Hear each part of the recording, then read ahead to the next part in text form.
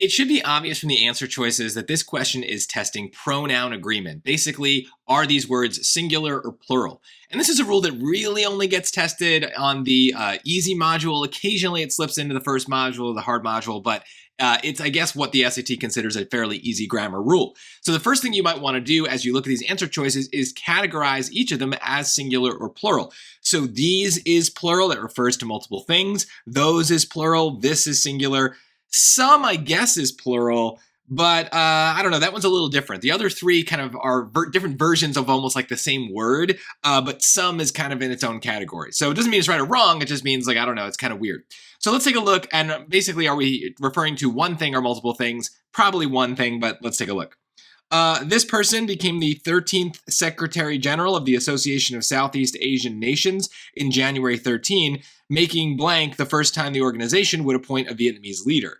Well, it seems like we're talking about him, but it seems like no, we're actually not, because then the pronoun would be something like he. But what we're actually talking about is this moment in time. And so I kind of just gave away the answer. This is the answer because yeah, it's a moment in time. So what are we referring to? A pronoun, remember, has to refer to some other thing.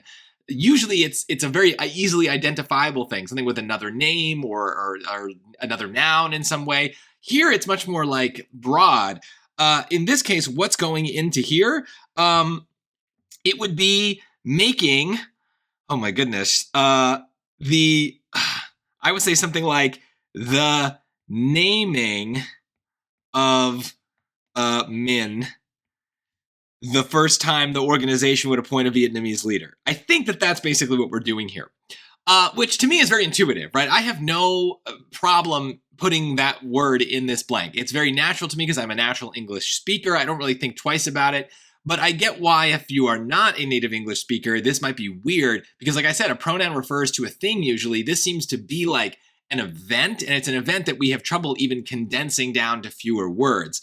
But that's what it is, this moment in time, making this action, this event, the first time the organization would appoint a Vietnamese leader. Since we're only talking about one specific event, we get a singular pronoun. So hopefully it sounds intuitive. If not, maybe you can kind of use the strategy I used here of singulars and plurals to help you sort through. And yeah, this is kind of like some other rules we've seen about singulars and plurals. If there's one that's different from the other three, odds are good that one is probably the right answer.